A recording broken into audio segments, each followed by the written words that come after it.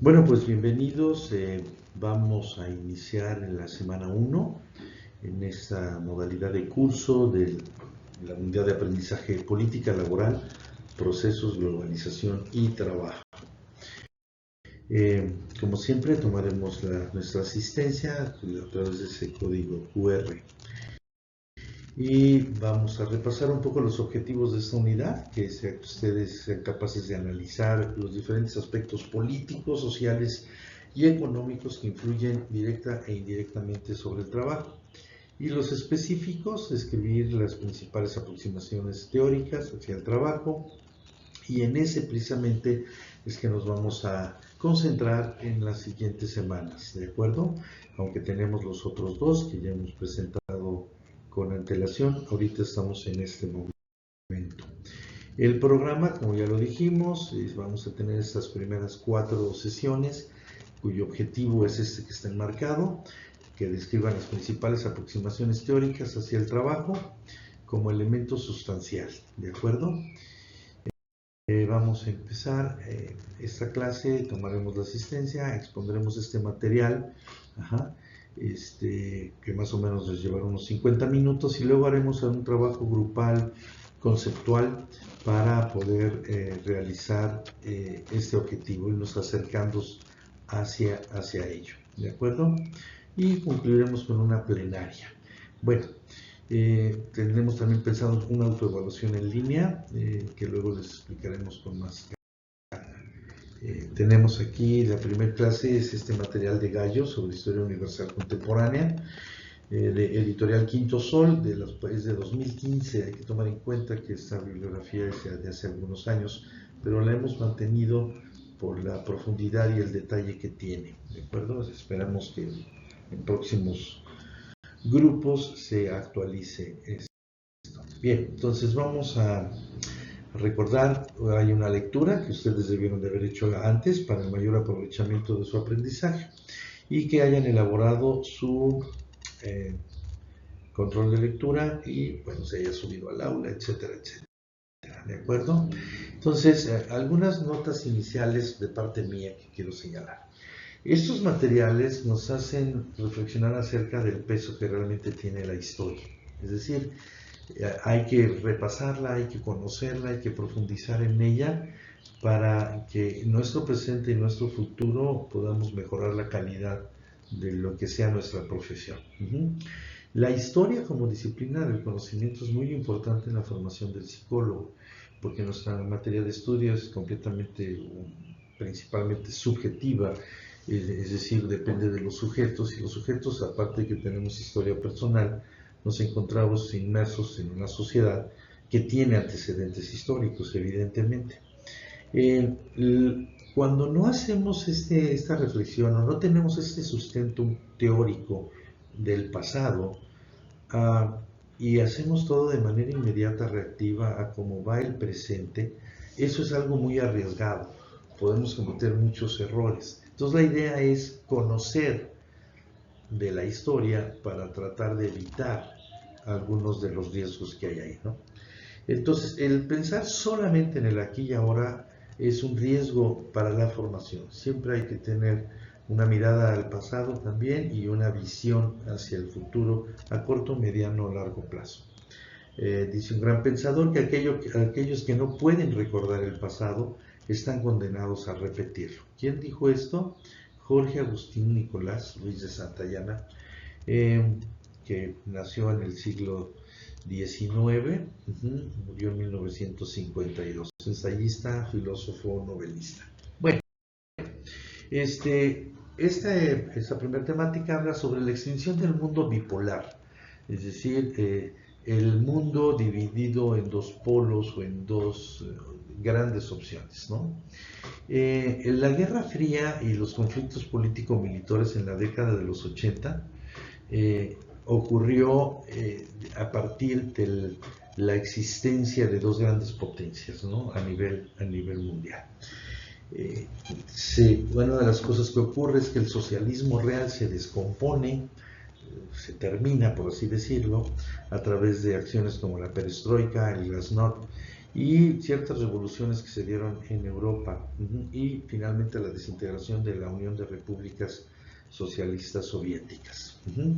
Y bueno, si viene el surgimiento y la caracterización del neoliberalismo en Inglaterra, en Estados Unidos y algunas partes en América Latina. De esta es la temática, digamos, de esta primera parte de todo este material. ¿Ok? Entonces, hay otros elementos que están en este material, los hemos puesto en amarillos para que sepan hacia dónde van a ir las siguientes semanas. ¿De acuerdo? No me voy a detener mucho en ellos, espero que los puedan estar ahí como leyendo. Y digamos que todos estos son los puntos temáticos del material que estaremos revisando en estas sesiones, hasta llegar a estas nuevas expresiones de la filosofía y el arte y los grandes problemas del mundo actual. ¿Ok? Pero en esta primera semana son solo los primeros contenidos, los primeros 3 contenidos. ¿Ok? Recordemos el cronograma, entonces estamos en este material de Gallo que nos va a cubrir 3 semanas, la primera, la segunda y la tercera. ¿De acuerdo? Específicamente hoy vamos a ver las páginas de la 261 a la 298, es la lectura programada. Empecemos entonces. El final de la Guerra Fría y conflictos político-militares en la década de los 80. La llamada Guerra Fría, pues, surge como esta a raíz de esta bipolaridad que existe, ¿no? Entre una oposición ideológica del capitalismo versus comunismo o socialismo, ¿de acuerdo? No nos vamos a meter en detalles ahorita. El anticomunismo y el anticapitalismo también como una propaganda de parte de los dos, digamos, de estos dos polos, ¿no? Hay una devastación y una ocupación soviética de Europa del Este por la Segunda Guerra Mundial. Es decir, al terminar la Segunda Guerra Mundial, de alguna forma los países ocupados, en gran medida por Alemania, etcétera, etcétera, digamos, al terminar la Segunda Guerra Mundial, de alguna forma algunos eligen o les hacen elegir cierto sistema de estos dos, ¿no? Y algunas variantes de estos dos, del capitalismo y el socialismo-comunismo, ¿no? Entonces se echa a andar una gran carrera armamentística. Recordemos que la Segunda Guerra Mundial se concluye por la aparición de la energía nuclear, de la bomba atómica, y esto es una gran sacudida a nivel mundial, ¿no? Entonces la carrera armamentística entre estos dos grandes polos se empieza a dar, ¿no? Y la tecnología en el ámbito nuclear, militar y hasta espacial son, digamos que, territorios en donde se refleja esta llamada Guerra Fría. Un elemento importante son las acciones de espionaje entre Rusia y Estados Unidos, básicamente, a través de estas agencias o instituciones, la Agencia Central de Inteligencia en Estados Unidos y la famosa KGB, que era, digamos, su espejo, pero en la Unión Soviética, ¿no? En la URSS, ¿de acuerdo? Bueno, entonces, en noviembre del 89, bueno, todo esto ocurre después de la Segunda Guerra Mundial, durante los 60s, los 70s, los 50s, ¿no? Entonces, pero en noviembre del 89, entre el noviembre y octubre del 90, por diversas razones, la división del muro de Berlín, o la división entre Europa del Este y del Oeste, se concluye con ello, ¿sí? Desaparece la Unión de Repúblicas Soviéticas Socialistas, y entonces esta como grande frontera, a llamarle muro, que mantenía esta bipolaridad con todas sus desventajas y negras historias, pues desaparece, no de un día para otro, pero sí es un golpe muy, muy fuerte. En 1991, por ejemplo, la Organización del Tratado del Atlántico Norte, que eso significa OTAN, se reorienta. La OTAN es donde están los países, digamos, que triunfaron en la guerra. Y el llamado Pacto de Varsovia también se disuelve, ¿cómo se llama? Se acaba, se disuelve, perdón. Se disuelve este Pacto de Varsovia en abril del 91, que ese Pacto de Varsovia, digamos, que era la forma en que se agrupaban los países de Europa del Este. ¿ok? Entonces, empiezan a existir una serie de conflictos ya que le llaman de baja intensidad, sobre todo en países del tercer mundo, Nicaragua, Panamá, Afganistán, África, o sea, América del Sur, etcétera, como esos países que aparecen ahí.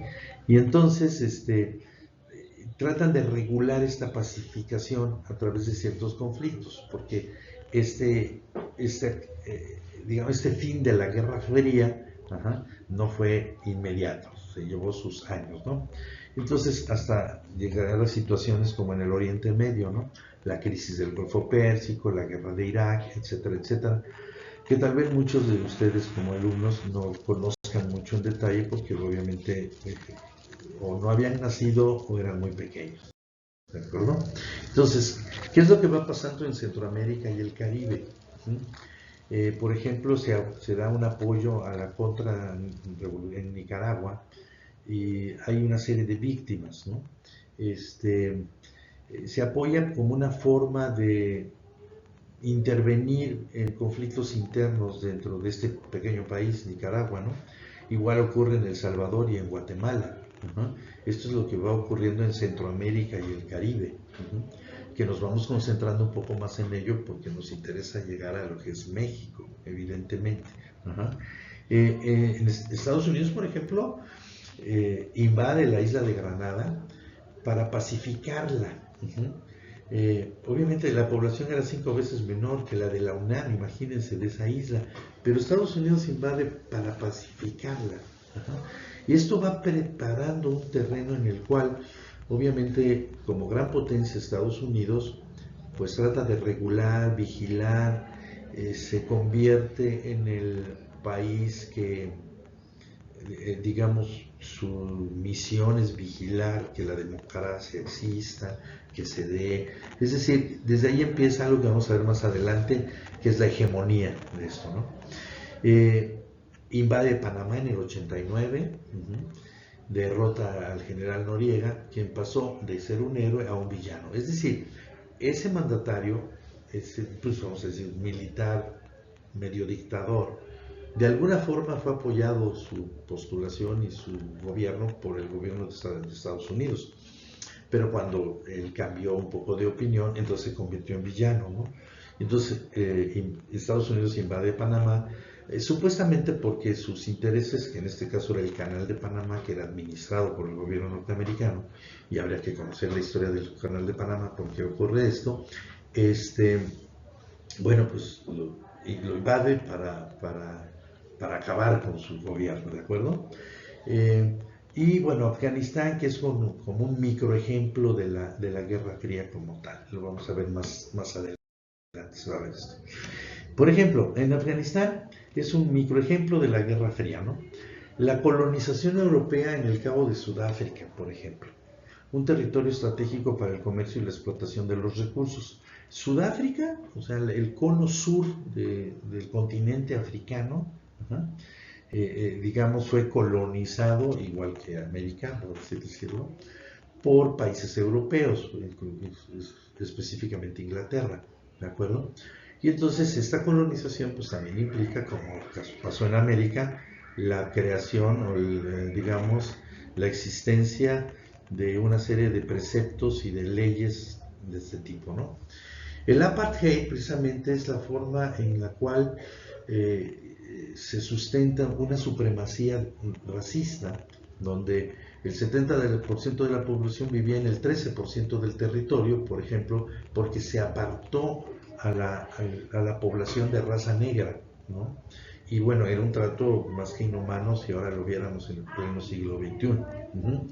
Y hay una parte de un discurso donde dice: queremos mantener a Sudáfrica blanca, y eso solo significa una cosa: dominación blanca, no liderazgo ni guía, sino supremacía, y la única manera de conseguirlo es a través del apartheid, ¿de acuerdo?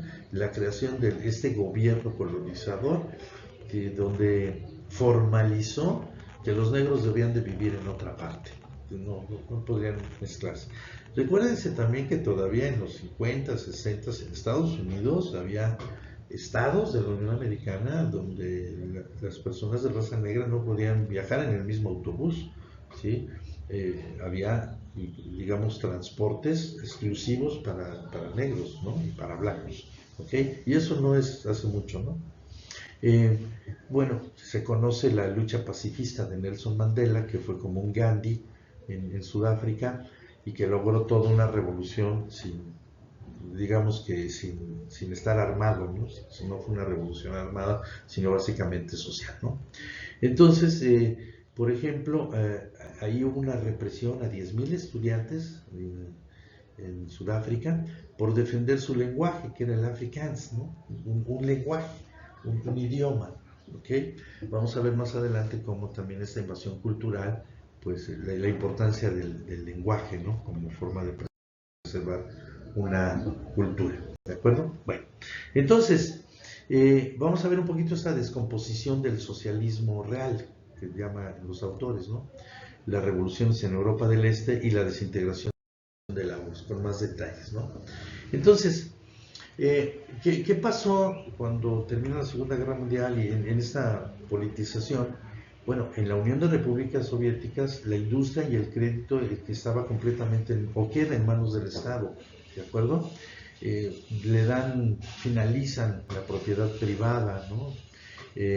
La agricultura se vuelve colectivizada, cooperativa. Digamos que un poco, un reflejo de eso es en México lo que conocemos como el ejido, ¿de acuerdo? En la política exterior a los países de la Unión basada en la directriz de la URSS. Toda la política exterior a otros países de la Unión, está basada en las directrices de esta Unión de las Repúblicas Soviéticas. Y en la política interior, el Partido Comunista es quien dirige el país y es quien elabora la única verdad en el terreno, ¿ok? Ideológica, perdón, la verdad en el terreno ideológico, cultural e histórico, ¿no? Estas llamadas democracias populares. Entonces, la URSS tiene derecho a intervenir si en algún país de la Unión Soviética, porque eran varios países, por eso es una unión, como la Unión Europea, el socialismo llega a estar en peligro. El socialismo como forma de vida, pues como un postulado ahí básico, ¿no? Entonces, la URSS va quedando un poco retrasada tecnológica y económicamente hablando. Entonces va debilitando, se va debilitando por este retroceso. Por ejemplo, en el 85 hay necesidad de reformas impulsadas por un grupo que ya tiene una formación universitaria, no militar, y llega al poder Mikhail Gorbachev. Mikhail Gorbachev es digamos, el arquitecto de la caída, ¿no? de la URSS. Y hay un programa de reformas que vienen en las páginas que vienen ahí señaladas en la lectura. Eh, Pretendían o decían, hay que contar con las ventajas del capitalismo sin perder las del socialismo. Es un poco la idea que impulsó Gorbachev. Y fue desintegrando la Unión de Repúblicas Socialistas Soviéticas, que eso significa URSS, ¿no? Y entonces también realiza una revolución sin violencia, simplemente utilizando, digamos, a llamar herramientas políticas, diálogo, acuerdos, reagrupación de poderes, etcétera, ¿no? Y entonces empiezan a haber una serie de revoluciones en Europa del Este, en Bulgaria, en Checoslovaquia, en Hungría, en Polonia, en Rumanía, perdón, ¿ok? Y la reunificación de Alemania, cuando cae el muro en el 89, como veíamos hace rato, ¿de acuerdo? Entonces, eso es un poquito lo que va creando eso. Entonces, se desintegra, y esta desintegración también genera un conflicto un poco posterior en la Yugoslavia, que se llama la ex Yugoslavia, ¿de acuerdo? El gobierno central de la Unión de Repúblicas Soviéticas Socialistas dejó de intervenir en los asuntos de Alemania y de Yugoslavia. Y entre el 90 y el 91 se proclamaron como países independientes Lituania, Letonia, Georgia, etcétera, que todas esas eran repúblicas soviéticas, o sea, eran países pertenecientes a la Unión de Repúblicas Soviéticas. El 8 de diciembre, Bielorrusia, Rusia y Ucrania declararon la inexistencia oficialmente de la URSS, o sea, para el 91, ¿de acuerdo? Fíjense, el muro cayó en el 89, en 2 años declaran la inexistencia. Entonces la Revolución Soviética, que se formó en el 1917, desaparece oficialmente el 30 de diciembre del 91, al inicio del digamos, ¿no? Ahora, ¿qué pasa? Que en Inglaterra, Estados Unidos y América Latina va surgiendo esto que se le denomina de neoliberalismo, ¿de acuerdo? Que es un capitalismo avanzado. En el 73, por ejemplo, hay alta recesión y tasas bajas de crecimiento económico. Uh-huh. Hay un poder excesivo y nefasto de los sindicatos y del movimiento obrero. Es decir, el movimiento obrero y todo esto llegó, digamos, que como a corromperse, tener un poder excesivo. Ajá. En México ocurría que había grandes sindicatos, por ejemplo, que tenían mucho poder. Ajá. Y había un Estado que tenía un exceso en gasto social. Todos estos son un poco matices del socialismo, digamos, ¿no? Las ganancias empresariales pues se veían disminuidas evidentemente, y entonces se requería de un Estado fuerte para romper con el poder sindical y el control del dinero, pero que fuera débil o parco ese Estado, ese gobierno, para gastos sociales e intervención económica, es decir, que le bajara el gasto social, digamos, ¿no? Y que dejara de intervenir en los asuntos básicamente de economía. Y dicen los autores, para generar como que una nueva y saludable, entre comillas, desigualdad, ¿de acuerdo? Desigualdad social, desigualdad económica, evidentemente. Entonces se inventa esta cuestión de que el mercado se regula por sí mismo, el libre juego del mercado. Y entonces que el Estado, el gobierno debe de acabar con obstáculos como los sindicatos, que dificultan o impiden esto. Entonces, reducir el Estado y una menor injerencia del Estado en la economía. Por ejemplo, la participación del Estado en la economía y su regulación, instrumentos de política monetaria como tasa de interés, circulante, etcétera, menor regulación fiscal, evidentemente, ¿cómo se llama?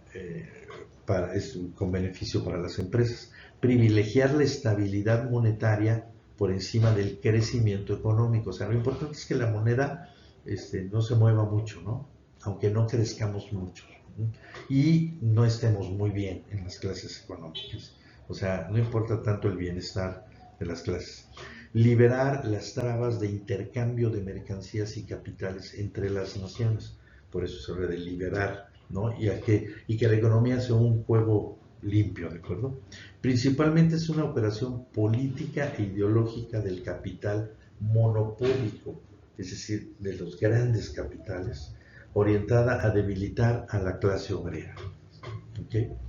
Eso es lo que busca. Entonces en Inglaterra surge una mujer, muy curioso, porque Inglaterra tiene un gobierno en el cual se nombra, tiene su rey, su reina, etcétera, pero se nombra una primer ministro, que es las veces del presidente, ¿no? Y ella es la primer ministra del Reino Unido desde el 79 hasta el 90, o sea, estuvo 11 años, la de mayor tiempo en el siglo XX. Muchas veces se critica, dice, si este fuera un presidente reelecto en otro país, pues le llamarían dictador o algo así, ¿no?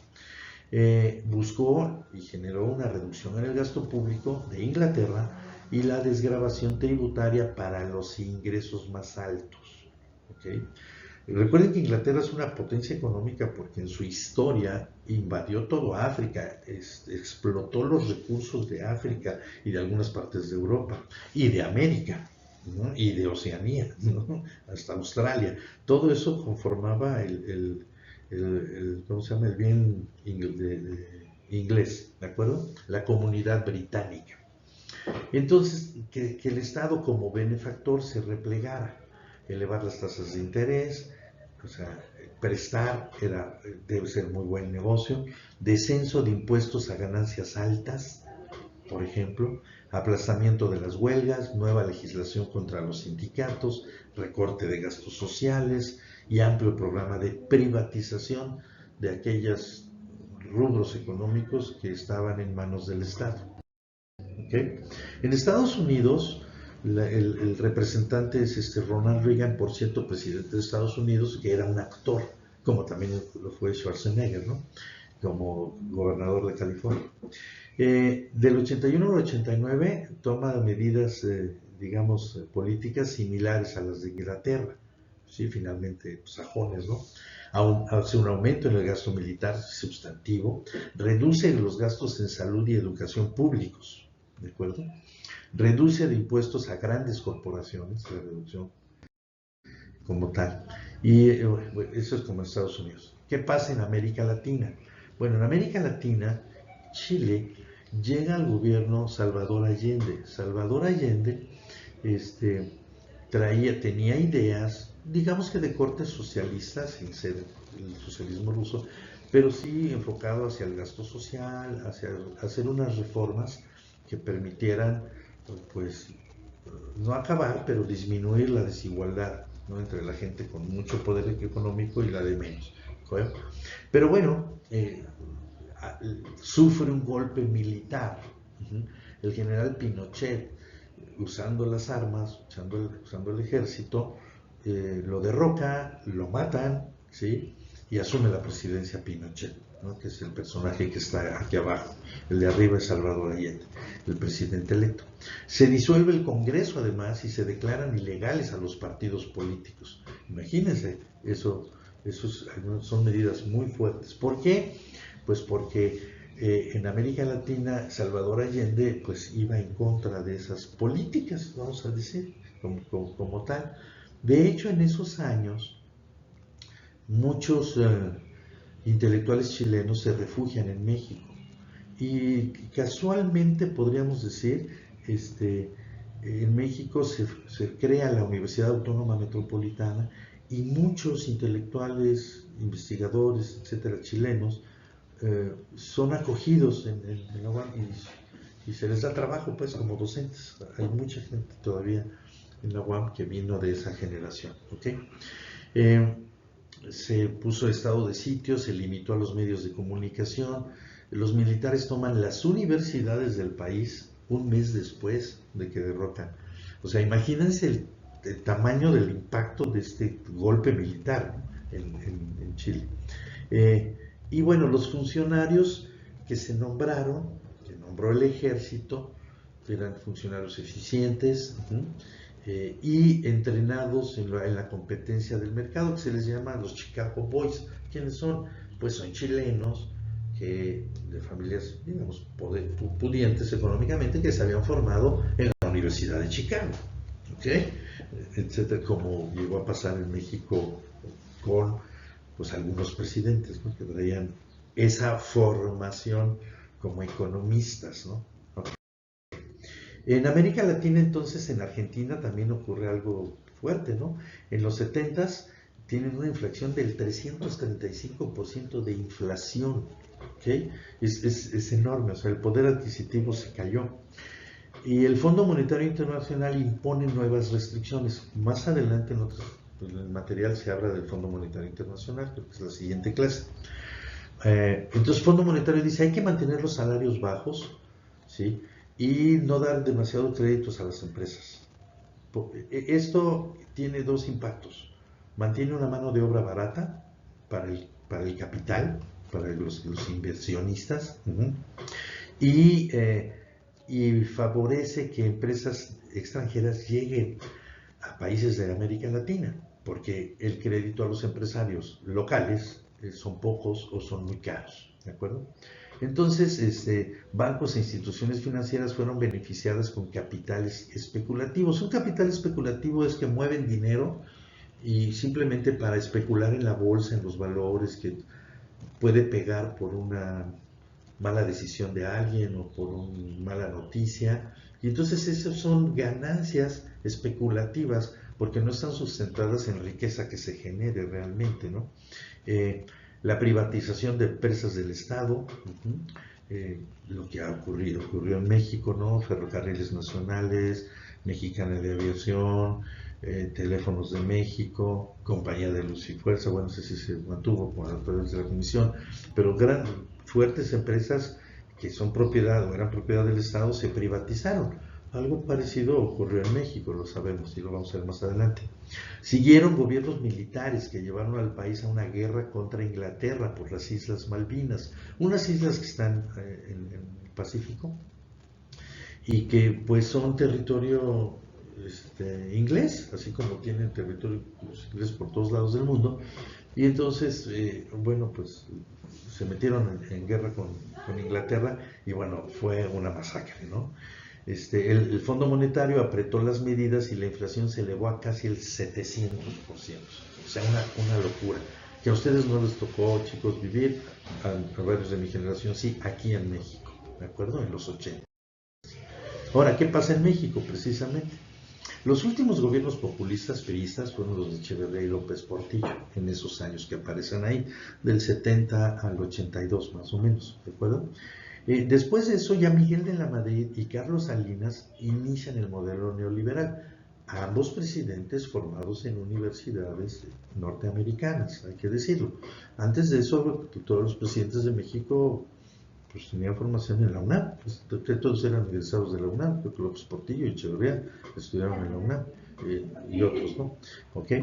El sector empresarial argumentaron que la crisis económica era la resultante de una mala administración del gobierno, que también era cierto, ¿de acuerdo? No tan mala, pero sí había corrupción y había lo que desgraciadamente sigue habiendo, quizás en menor cantidad, ¿no? Entonces, el sector empresarial empezó a tomar poder en México, ¿de acuerdo? Y entonces, que hablaban de que hay un desequilibrio en el gasto público, la inflación y el desempleo. Ajá. Entonces, las medidas políticas que tomaron desde Miguel de la Madrid y Carlos Salinas de Gortari, y que le llamaron economía social de mercado, o sea, esta mezcla de social de mercado es así como agua y aceite, ¿no? De alguna forma, si vemos esta bipolaridad que hemos estado platicando, ¿no? En México, entonces, siguen estos presidentes, ¿sí? Cedillo, que por cierto, bueno, llega al poder de una manera un poco rara, porque el que era el candidato del PRI es asesinado de una manera muy rara, y Cedillo era su jefe de campaña, y él es el que lo sustituye, y finalmente, pues, gana las elecciones, ¿no? ¿Y qué es lo que hace a lo largo de su mandato Cedillo? Pues protege a sectores económicamente, el seguro que protege a sectores económicamente más débiles, ¿no? Y hay una libre competencia evitando monopolios. Ese es parte del discurso oficial de que tiene que ver no al proteccionismo, es que el Estado no se vuelva protector de las empresas, que haya como algo darwiniano, ¿no? Que sobreviva el más fuerte, y como tal. Fomento a la pequeña y mediana empresa, se supone que en el discurso es lo que se trata de hacer. Y no control de precios, es decir, que los precios los regule el mercado. ¿Okay? Garantía de estabilidad en precios de los productores de maíz, etcétera, etcétera. Entonces, si ustedes se fijan, es una mezcla, o sea, vamos a garantizar que ciertos precios se mantengan estables, pero por otro lado no podemos controlar, no debemos controlar los precios para que el mercado los regule como tal. Y la eliminación de la lucha de clases como tal. Con los gobiernos un poquito antes acuérdense que este material que estamos revisando es publicado en 2015, entonces no llega tan a nuestros días. Entonces aquí ya el reformar al Estado y privatizar la economía completamente, ¿no? Empresas públicas venderlas al sector privado, algo que empezó desde Salinas y Gortari, pero empezaron a vender más y más empresas que eran del sector público, ¿okay? Y las empezaron a vender. Se genera desempleo y las empresas reestructuran relaciones con los trabajadores, finalmente. Los sindicatos ya no tienen injerencia en cambios tecnológicos, es decisión de la empresa, sin limitaciones en mano de obra eventual, escalafón por rendimiento, no por antigüedad, disminución del salario real. O sea, hay algunas medidas aquí que si los vemos desde el punto de vista de productividad, de eficiencia, de racionalidad, pensaríamos, bueno, pues sí, es importante, se necesitan como tal, ¿no? Y sí, es cierto, había prácticas, y siguen existiendo prácticas sindicales que afectan a los resultados de las empresas. O sea, eso es un hecho. El asunto es, quiero que lo vean, que es como una lucha en términos de que puede ganar uno y el otro pierde, y ahí están en ese juego, pero como todo, irse a un extremo o irse al otro, pues los extremos siempre son un poco viciosos, ¿no? Podríamos decir. Entonces, bueno, básicamente el escrito llega hasta aquí, podríamos decir, y aquí ya tendremos un como seminario en el cual nos numeramos en ciertos números, se hacen los grupos, tener dudas y aprendizajes de sus controles de lectura, elegir un moderador y un secretario, o moderadora y secretaria. El moderador tiene regular el uso de la palabra y motiva la participación. Y quien sea secretario lleva registro de participación con nombre, número de participaciones y notas significativas. Y finalmente todos deben de tomar notas personales para enriquecer esto, ¿no? En la plenaria, cada secretario, digamos que relata los puntos significativos del debate y bueno, yo como tal hago el cierre y la secretaria proporciona notas de participación al docente. ¿Okay? Finalmente tendríamos que hacer una identificación de las diferencias entre el grado de dominio de contenidos antes y después de la clase y registrarlos en un formulario que se denomina de tal forma y que este es el código en el cual se puede responder. ¿Okay? Finalmente les dejo y también en el aula un enlace a una película, ¿sí? Que se llama The Full Monty. Es una sátira que espero que hayan visto y puedan tomar nota y sirva para su proceso de formación. Ok, pasaremos a las preguntas y a las actividades que se han mostrado. Gracias.